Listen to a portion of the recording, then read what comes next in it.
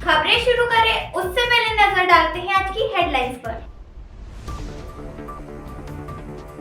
भारत सरकार ने 2025-26 की अफीम नीति जारी, उत्पादन और मार्फिन के आधार पर मिलेगा लाइसेंस।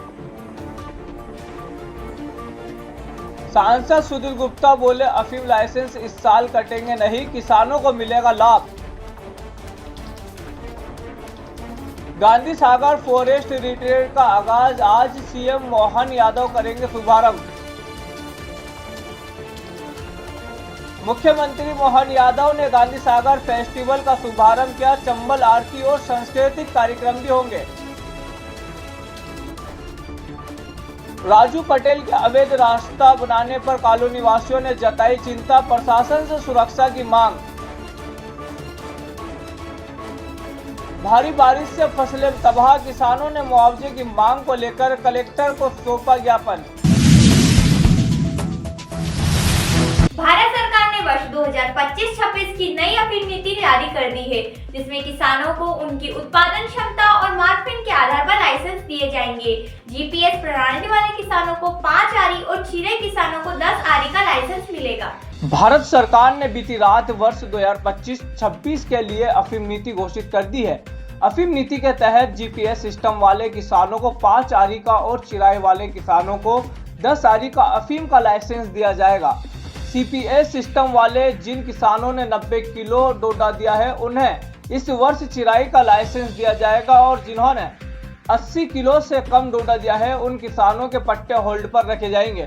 अफीम नीति में ऐसे किसानों को फिर से चिराई का लाइसेंस दिया जाएगा जिन्होंने 4.2 की मार्फिन की मात्रा दी है। ऐसे किसान जिन्होंने 3.0 से 4.2 के बीच मार्फिन की मात्रा दी है, सीपीएस सिस्टम का लाइसेंस दिया जाएगा। नीमच मंदसौर क्षेत्र के सांसद सुधीर गुप्ता ने अफीम नीति को लेकर बड़ा बयान देते हुए कहा है कि इस वर्ष भी किसान का अफीम लाइसेंस रद्द नहीं किया गया है।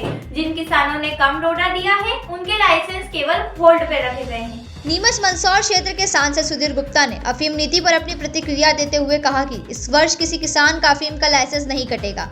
सीपीएस सिस्टम के तहत जिन किसानों ने निर्धारित मापदंड से कम डोडा दिया है, उनके लाइसेंस होल्ड पर रखे गए हैं, न तो निरस्त किए गए और न ही काटे गए हैं। वर्ग 1995-96 के बाद जिन किसानों ने अफीम की खेती की थी और किन्हीं कारणवश उनके लाइसेंस कट गए थे, उन्हें नीति अनुसार इस वर्ष अफीम का लाइसेंस दिया जाएगा।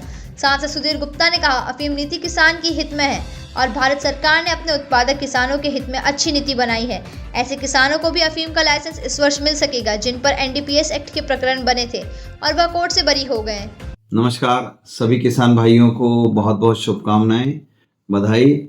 इस वर्ष की अफीम नीति भारत सरकार ने जारी की है। चूंकि समय से अफीम नीति जारी हुई है, इसलिए मैं सरकार को भी शुभकामनाएं देता हूं, बधाई देता हूं कि आपने किसान हितैषी समय पर निर्णय लिया है। और आप सब किसान भाइयों के लिए भी ये खुशखबरी है कि हम समय पर अपने खेतों में और बुआई कर पाएंगे। प्रसन्नता इस बात की भी है कि जिन्होंने सीपीएस पद्धति में खेती किया है, और जैसा कि हम लगातार इस बात को कहते रहे, और उन्होंने इस वर्ष अच्छा उत्पादन दिया है, 900 किलोग्राम प्रति हेक्टर से अधिक का उत्पादन दिया है। ऐसे सब किसान भाइयों को इस बार चीरा पद्धति से और फसल लेने का अधिकार प्राप्त हो गया, तो क्षेत्र में भी हर्ष है। मगर साथ ही जिन किसान भाइयों ने 800 किलो से कम प्रति हेक्टर डोडा चूरा का उत्पादन दिया है, ऐसे किसानों के इस वर्ष पट्टे स्थगित रहेंगे, मगर वो कटेंगे नहीं।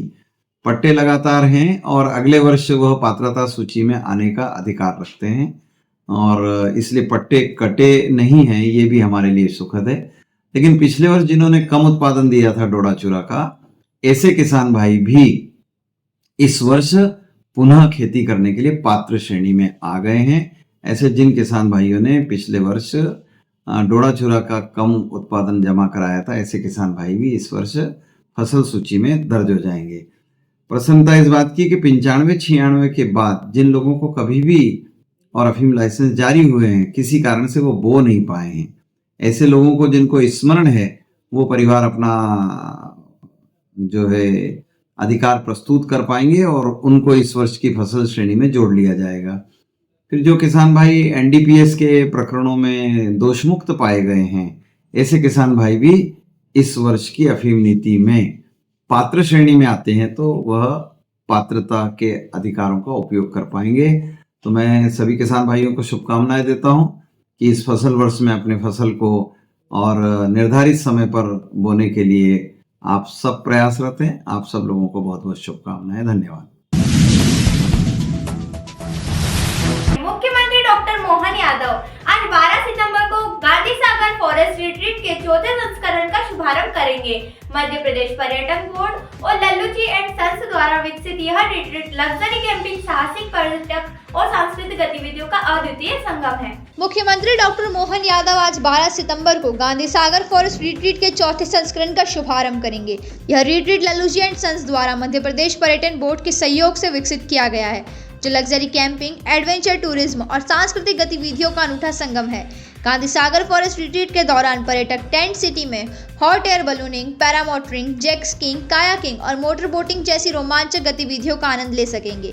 साथ ही हिंगलाजगढ़ किले के हेरिटेज ट्रेल, गांधी सागर अभ्यारण्य में वन्य जीव सफारी और ग्रामीण जीवन के अनुभव भी पर्यटकों के आकर्षण का केंद्र रहेंगे। नमस्कार, मैं श्रीमत टुडे में आपका स्वागत है। हम पहुंचे हैं गांधी सागर की वादियों में। यहाँ फॉरेस्ट रिट्रीट का आगाज होने वाला है और मुख्यमंत्री डॉक्टर मोहन यादव यहाँ आएंगे। आप देख सकते हैं मेरे पीछे भव्य मंच बन गया है और पूरी तैयारी की जा रही है और यहाँ पर प्रशासनिक अमला पूरी तरह से तैनात है। मुख्यमंत्री फॉरेस्ट रिट्रीट का यहाँ शुभारंभ करेंगे और यहाँ 3 महीने तक चलने वाला फेस्टिवल नीमच और मंदसौर जिले के रहवासियों के लिए बल्कि पूरे देशवासियों के लिए एक अद्भुत और रोमांचकारी नजारा यहाँ रहेगा। और जैसा कि लगातार हम तीसरी बार आ रहे हैं इस फॉरेस्ट रिट्रीट में और यहाँ पर बड़े संख्या में सैलानी आते हैं, गांधी सागर की वादियों से रूबरू होते हैं। यहाँ पर नौका विहार से लेकर पैराग्लाइडिंग सहित तमाम तरह की सुविधा यहाँ मिलेंगी। तो मुख्यमंत्री चंद घंटों में यहाँ पहुंचेंगे और फॉरेस्ट रिट्रीट का यहाँ पर शुभारंभ करेंगे। नीमच टुडे के लिए राकेश सोन की रिपोर्ट। नीमच जिले के गांधी सागर में आज से चौथे गांधी सागर फेस्टिवल की रंगारंग शुरुआत होने जा रही है। मुख्यमंत्री डॉक्टर मोहन यादव हेलीकॉप्टर से गांधी सागर पहुंचकर इस बहुप्रतीक्षित उत्सव का शुभारंभ करेंगे। गांधी सागर फेस्टिवल का शुभारंभ करने मुख्यमंत्री डॉक्टर मोहन यादव कुछ ही समय बाद गांधी सागर पहुंचने वाले हैं। वे पेटलाबाद से उड़ान भर हेलीकॉप्टर द्वारा गांधी सागर में उतरेंगे और यहां गांधी सागर फेस्टिवल का शुभारंभ करेंगे। इसके साथ ही चंबल नदी के तट पर मां चंबल की महाआरती भी की जाएगी। चंबल आरती के बाद मुख्यमंत्री सांस्कृतिक मंच पर पहुंचेंगे और सभा को संबोधित करेंगे। गांधी सागर फेस्टिवल का यह चौथा सीजन है जिनका भविष्य आगाज किया जा रहा है। फेस्टिवल के दौरान गांधी सागर में नौका विहार, जंगल सफारी, पैराग्लाइडिंग एक्टिविटीज होगी। नमस्कार, नीमच टुडे में आपका स्वागत है। गांधी सागर की वादियों में हम हैं और यहाँ पर हम हेलीपैड पर हैं। कुछ ही देर में मुख्यमंत्री आने वाले हैं जो कि पेटलाबाद से उड़कर यहाँ गांधी सागर उतरेंगे और गांधी सागर फॉरेस्ट रिट्रीट के चौथे संस्करण का वे शुभारंभ करेंगे। इसके बाद ही क्या गांधी सागर फेस्टिवल शुरू हो जाएगा और मुख्यमंत्री आज एक बड़ी खास बात यह है कि यहाँ चंबल माता की आरती करेंगे। जी हाँ, चंबल के तट पर मां चंबल की आरती का कार्यक्रम रखा गया है। वे यहाँ हेलीपैड पर उतरेंगे। उसके बाद फॉरेस्ट रिट्रीट के चौथे संस्करण का शुभारंभ करने के बाद वे चंबल नदी के तट पर जाएंगे और वहां पर मां चंबल की आरती करेंगे और उसके बाद सभा को संबोधित करेंगे। मुख्यमंत्री पेटलाबाद से उड़ गए और कुछ ही समय में हमारे बीच यहाँ पहुंचने वाले हैं और यहाँ से वे सीधे सभा स्थल की ओर प्रस्थान करेंगे। नीमच टुडे के लिए राकेश सोन की रिपोर्ट। नीमच शहर की बालाजी एनक्लेव कॉलोनी में हाल ही में एक विवाद ने तूल पकड़ लिया है, जहां कॉलोनी से सटी कृषि भूमि के मालिक द्वारा जबरन दीवार तोड़कर रास्ता बनाने की कोशिश की जा रही है। इसको लेकर कॉलोनी वासियों ने जिला कलेक्टर को शिकायत पत्र सौंपते हुए प्रशासन से त्वरित हस्तक्षेप की मांग की है। 13 सितंबर 2025 बालाजी एनक्लेव कॉलोनी के निवासियों ने जिला कलेक्टर को एक शिकायत पत्र सौंपते हुए आरोप लगाया है कि कॉलोनी से सटी कृषि भूमि के मालिक राजू पटेल द्वारा कॉलोनी के 4 दीवारी तोड़कर जबरन रास्ता बनाने का प्रयास किया जा रहा है, जो न केवल town and country planning act 1973 का उल्लंघन है बल्कि कॉलोनी की सुरक्षा, निजता और शांतिपूर्ण वातावरण के लिए भी गंभीर खतरा है। जबकि राजू पटेल के लिए वैकल्पिक मार्ग पहले से ही उपलब्ध है। बावजूद इसके उन्होंने दीवार तोड़ने की धमकी दी है, जिससे कॉलोनी वासियों में भय का माहौल है। निवासियों ने प्रशासन से मांग की है कि इस अवैध प्रयास को रोका जाए, राजू पटेल के आवेदन को निरस्त किया जाए और कॉलोनी की सुरक्षा सुनिश्चित की जाए। क्या समस्या है? हम लोग बालाजी इनक्लेव बालाजी धाम के पास से आए हैं। वहाँ पर रेजिडेंशियल कॉलोनी है जिसके चारों तरफ बाउंड्री वॉल बनी हुई है। अब क्या हो रहा है कि बगल का जो खेत है किसी पटेल जी का है, तो उनका एक टुकड़ा बेच दिया गया है। तो उस पार्टिकुलर टुकड़े के लिए वो बालाजी के जो बाउंड्री है उसको तोड़ के एक रास्ता बनाना चाहते हैं, जिससे कि हमारी कॉलोनी की सिक्योरिटी को प्रॉब्लम हो जाएगी। मतलब सुरक्षा की दृष्टि से वो उस लायक है नहीं। अभी सरकार ऑलरेडी 20 फीट का रास्ता पीछे से बना रही है, वो उधर से आ जा सकते हैं। तो हम चाह रहे हैं कि हमारी वो बाउंड्री वॉल नहीं टूटे। यही हमारी सबकी इच्छा है, इसी के लिए हम ज्ञापन देने आए हैं। क्या नाम है आपका? दिनेश श्रीवास्तव। नीमच जिले में हाल ही में हुई मूसलाधार बारिश ने ग्रामीण क्षेत्रों में भारी तबाही मचाई है। अतिवृष्टि के कारण कई गांवों में खेत जलमग्न हो गए, जिससे सोयाबीन, मक्का, मूंग और उड़द जैसी प्रमुख फसलें पूरी तरह नष्ट हो गई। इस आपदा से परेशान किसानों ने अब शासन से आर्थिक मदद की मांग की है, ताकि वे आगामी कृषि सीजन के लिए फिर से तैयार हो सके। भारी वर्षा के कारण नीमच जिले के कई ग्रामों में किसानों की फसलें पूरी तरह तबाह हो गई है। इस प्राकृतिक आपदा से परेशान किसानों ने अब शासन से ही राहत की मांग उठाई है। ग्राम भाटखेड़ा, लेवड़ा, धनेरिया एवं पिपलिया, विशन्या सहित अन्य ग्रामीण अंचलों में अतिवृष्टि के चलते खेतों में पानी भर गया, जिससे सोयाबीन, मक्का, मूंग, उड़द जैसी प्रमुख फसलें नष्ट हो गई। इससे किसानों को भारी आर्थिक नुकसान हुआ है। इस गंभीर स्थिति को लेकर कृषि एवं ग्रामीण मजदूर संघ संबंध भारतीय मजदूर संघ की जिला अध्यक्ष स्नेहत लता सिंह रजावत एवं अखिल भारतीय वनवासी कृषि ग्रामीण मजदूर संघ के जिला अध्यक्ष चंद्रशेखर जायसवाल के नेतृत्व में प्रभावित किसानों ने जिला कलेक्टर कार्यालय पहुंचकर प्रदेश के मुख्यमंत्री डॉक्टर मोहन यादव के नाम ज्ञापन सौंपा। ज्ञापन में सरकार से मांग की गई कि प्रभावित क्षेत्रों में तत्काल सर्वे कराकर किसानों को उचित मुआवजा प्रदान किया जाए, जिससे वे आगामी कृषि कार्यों के लिए आर्थिक रूप से सक्षम हो सकें। भारतीय किसान मजदूर संघ से अखिल भारतीय कृषि मजदूर संघ से हमने ये ज्ञापन दिया है कि हमारे नीमच जिले के सभी किसानों की फसलें अधिकतर नष्ट हो गई, ताकि किसान बहुत भारी टेंशन में है और कोई फसल उपलब्ध होने का कोई चारा ही नहीं बचा है। इसीलिए हम शासन से मांग करते हैं कि जो भी किसानों को नुकसान हुई है उसकी भरपाई की जाए और पूरे जिले के जहाँ जहाँ मतलब क्षतिग्रस्त हुए हैं उनका सर्वे किया जाए, निरीक्षण किया जाए और उनको मुआवजा। हाँ चलो। मैं नीमच में ही जिला अध्यक्ष हूँ, इसमें लता सिंह राजावत, कृषि एवं ग्रामीण कृषि मजदूर संघ का। भाटखेड़ी में फसलें लगभग सभी चौपट हो गई, वहाँ पे उत्पादन कुछ भी जीरो हो गया। इसलिए शासन से मांग करते हैं कि सर्वे करा के मुआवजा दिया जाए। कौन सी फसल में नुकसान हुआ? सोयाबीन, उड़द में भारी नुकसान और ज्यादातर एक बार सोयाबीन का ही है।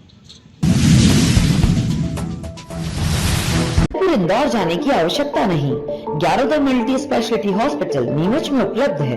अंचल का एकमात्र अत्याधुनिक सर्व सुविधा युक्त 150 बेडेड हॉस्पिटल, जहां आपको 24 घंटे इमरजेंसी सुविधा उपलब्ध मिलेगी। साथ ही सभी बीमारियों का इलाज, जांचें तथा दवाइयां एक ही स्थान पर उपलब्ध है।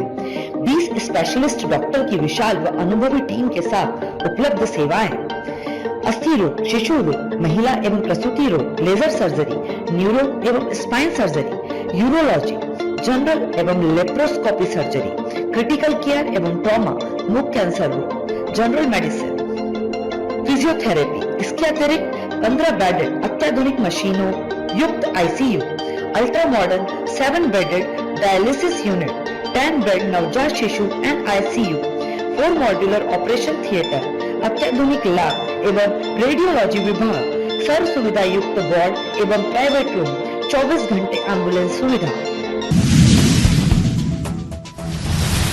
नीमच की पुरानी कृषि उपज मंडी में गुरुवार शाम चुन्नीलाल चंपालाल फर्म के मुनीम मिट्ठू लाल जैन की स्कूटी से 2 लाख रुपए चोरी हो गए। वे बैंक से रकम निकालकर किसानों को भुगतने के लिए लाए थे और मंडी कार्यालय के पास चाय की दुकान पर रुके थे। तभी 3 युवकों ने स्कूटी की डिक्की से पैसे चुरा लिए।